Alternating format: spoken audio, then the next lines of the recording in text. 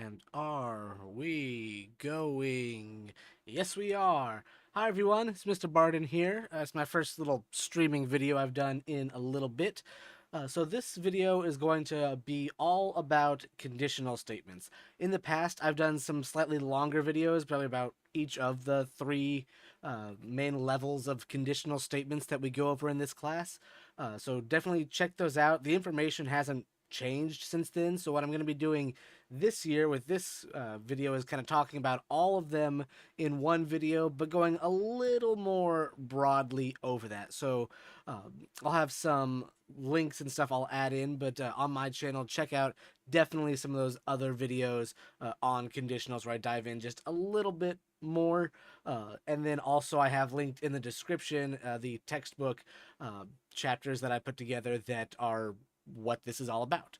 So with that being said, let's just hop right into it. So I'm here in my P5 account and let's get a conditional going. So I'm going to pick a kind of easy one to start with.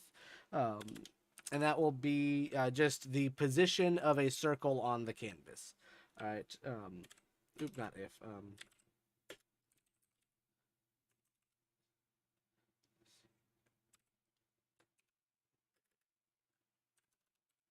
I'm just going to say let circle 1 equal. Okay, so I'm also going to make this pop up a little bit brighter. I'll just make it, I don't know, light blue to start with, and then we're going to draw this circle.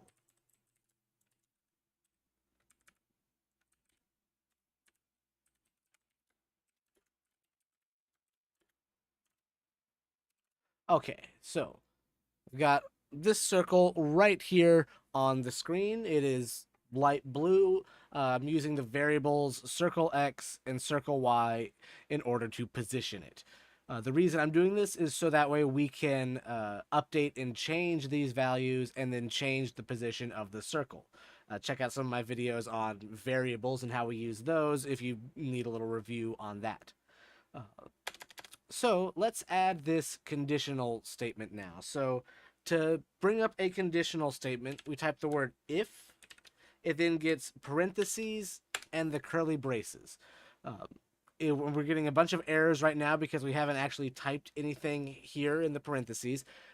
This is where we type a test. So what's going to happen is the computer is going to do something if this test is true. So we have to give it some kind of true or false test. So let's just say if the mouse is pressed variable is equal to true, we will then circle x plus plus. We will increase the value of circle x by 1.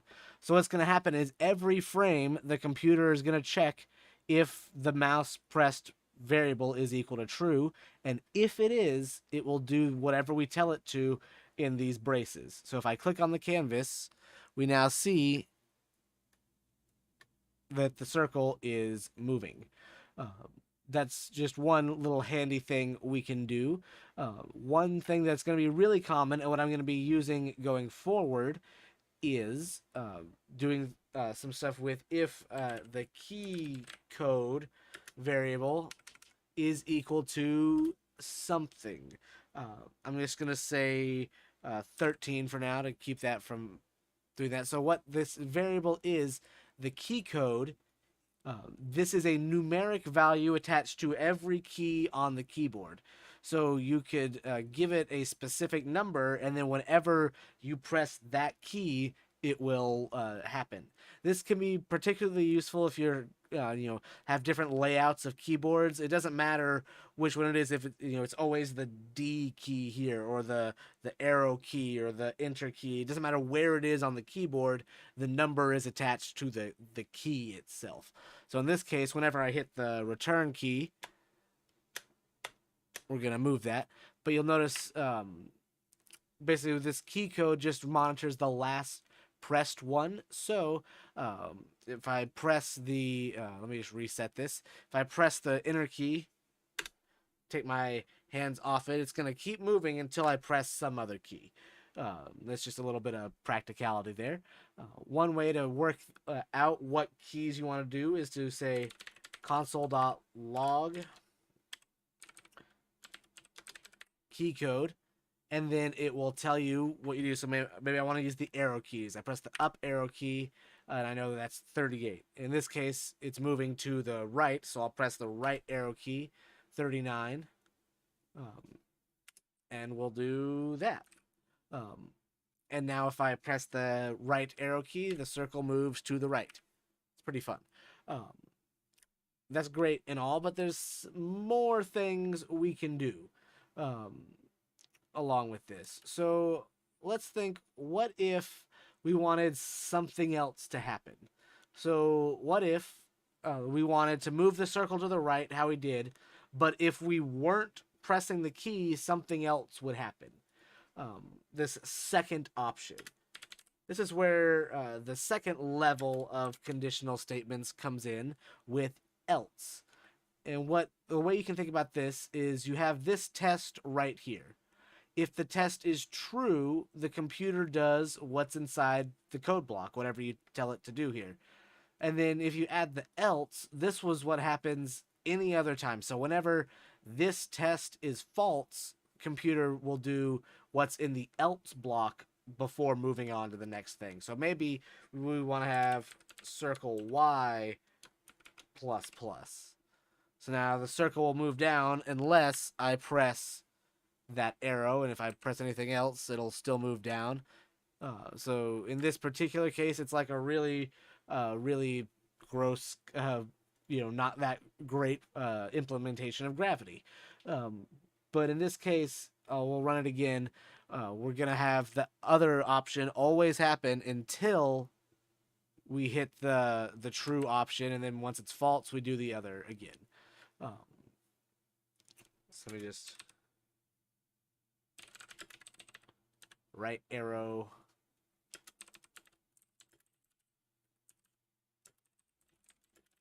Just adding some helpful comments here for you all. The link to this code is in the description, so you can check this out on your own if you want to. So again, we can have something happen when the test is true, something happen when the test is false. That's pretty fun. Another thing we can do is actually combine multiple tests. So what I'm going to do is I'm going to actually get rid of this bit here, and we're going to change this up. So instead of closing this here, we'll say else if, and then type out another if statement. So what's happening here is if this test is true, we're going to do this code. If the test is false, we're going to then run a completely different test and see if that one is true. So maybe we don't want that there. We can say, okay, and make this 38. And then we'll say, I think that's makes it go down. We're going to find out. Yep. All right, 37 is left and 40 is down. So what you can do here is just chain these together. Else if key code is equal to 37, circle x minus minus, else if key code is equal to 40, circle y. All right, there we go. So what I've done here is chain together these four statements. So what I have is we're going to check every frame if the key code variable is equal to 39. If that's true, it's going to move the circle to the right. If it's false, it's then going to check the next test, which is it equal to 38, which will move this up. If that one's false, it'll check the next one, which will say, is it 37, which moves it right, and then lastly, it'll check and see if it's moving it down. So whenever one of these is true, it's going to stop, and we're not going to check for the other ones. So that's one thing to note. The computer is going to go through and check each of these until one of them is true, or if none of them are, it just stops and goes to the next thing. Um, so that's kind of the last step there, is we can have one test there, and then we can have multiple responses if it's false. So and have build multiple tests out of this one. So this is very useful when you have much more complex codes and sketches, or maybe some limited computational space or RAM to work with. Because again, instead of checking every normal if statement in a row, it'll just check down the list each time until one of these is true. So it'll save just a little bit of computing power if it was true on this second one, and then we just ignore this next bit of code on this frame. So it'll save you some computing power. So this is kind of a handy way to implement that. And in practice, now if I press my arrow keys, I can move it right, down, left, and up just with the arrow key. So this is a quick and dirty way to move things around on the screen. You don't have to use the arrow keys. Instead, you could map it to whatever you want. I've got this line on line 12 here, which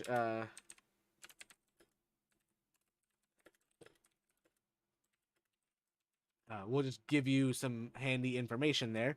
So that way you can map it to whatever key you want. Maybe you want the W, A, S, and D keys, like in a video game, or some other combination, depending on what you want. You can map whatever you want to have happen whenever a key is pressed. So you just say, hey, whenever this key is pressed, do something here. It could be as simple as moving a thing, or a little bit of math,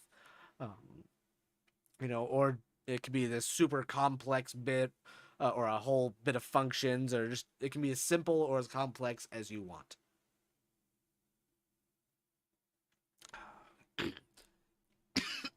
Excuse me. In these videos, I tend to show things a little more simple examples, just to show the concept across, so you can you don't have to change colors or move shapes. It can be as drastic as you want, but I'm wanting to show more of the interaction and the concepts. Um, so that's just about everything. There's one more thing I want to show you. You can think of it as a little bit of a bonus, and that is that you can combine multiple tests together into one in a slightly different way than this. Um, so what I'm going to show you now, there's a much better way to do, and I'll show you how to do that in a later video. So just for anyone who's going to put a comment about it, I know that this is not the most optimal way to do what I'm about to show you. Um, in fact, this also probably isn't even the most optimal way. We could talk about switches maybe in a later video. But what you can do is, in your test, you can add some other stuff. So I'll start with OR. So if you hold the shift key down and press the button right above the enter key, you get the vertical lines. And if you press two of them, then this two-line symbol tells the computer you mean OR. And you can type in a second test right here. And what this means is that if test A or test B is true, then the computer will execute the code. So you could think of it like having two different keys that open the same lock. And just to show that here, if I click my mouse, then the circle moves, or if I press the arrow key, the circle moves. So, either one is true. I'm gonna just remove that, and I'll just say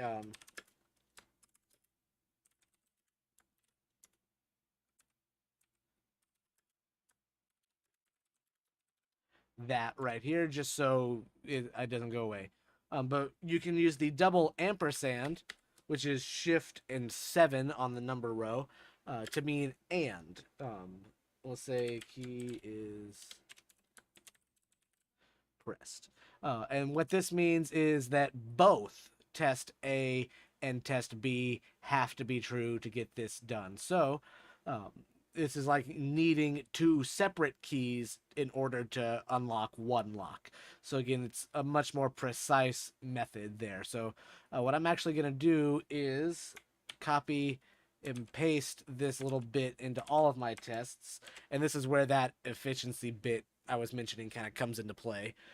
But now each of these will kind of fix that little issue we had. So it's if the key code is uh, 39 and if key is pressed is equal to true. And what this will mean is that key is pressed is just a variable that says, hey, true if any key is pressed. So rather than, if the last key you pressed happened to be the right arrow and the circle move forever, now you have to actively be pressing the key. So now if I press that right arrow, the circle moves, but when I let go, it stops. And I can now move around, maybe in a bit more precise or a bit more intuitive method. And again, as soon as I let go of the keyboard, everything stops happening. So that's pretty much the end for this one.